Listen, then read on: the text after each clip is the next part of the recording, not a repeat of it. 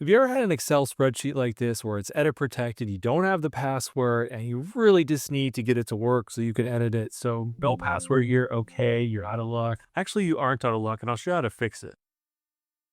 All right, let's just start from scratch here. Let's open an Excel spreadsheet and it's edit protected. We can't edit anything. We keep getting this annoying notification. So let's go ahead and close this. Let's make a copy. And I'm gonna show you how to fix all this. Don't worry, I'm gonna get rid of that password. So let's rename this. And this is gonna seem weird, but trust me, it works. We want to change the extension to a .zip file. And it's gonna seem weird, but go ahead and do that. And it's gonna actually be a zip file. It's gonna have folders inside of it. Now also create a new folder. We can call this whatever we want. I'm just going to call it new fix for right now. Let's go ahead and open that zip. So yeah, there's some stuff here for sure. And we want to go ahead and copy all this. Let's go ahead and put it in new fix here. All right. We'll worry about that in a second.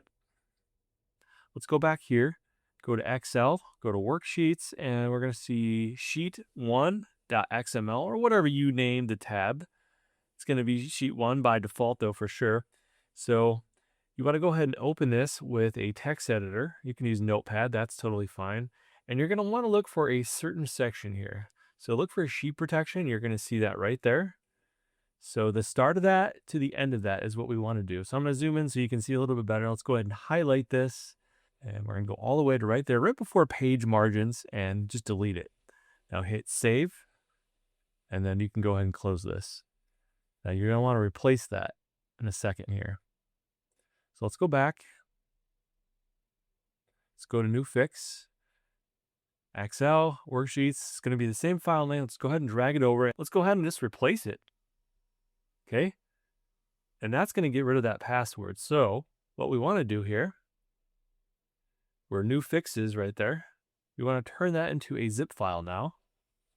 Okay. Now go ahead and change this to an Excel file. Like I said, it's going to seem weird, but trust me, it's going to work. Okay, hit yes.